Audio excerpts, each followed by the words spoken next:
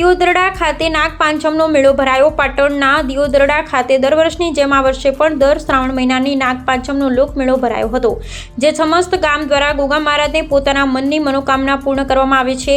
આ નાગપાંચમના દિવસે શ્રદ્ધાળુ લોકો પોતાના પરિવાર સાથે દર્શન કરવા માટે ઉમટી પડતા હોય છે।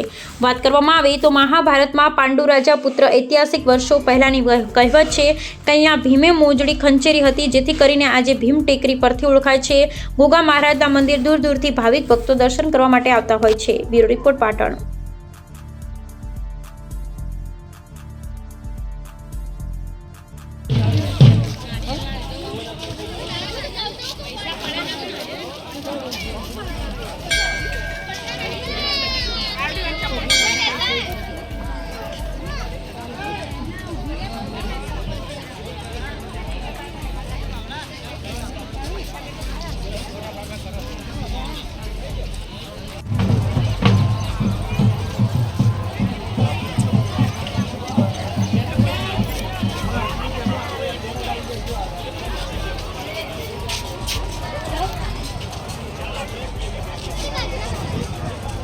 ચક્ર પર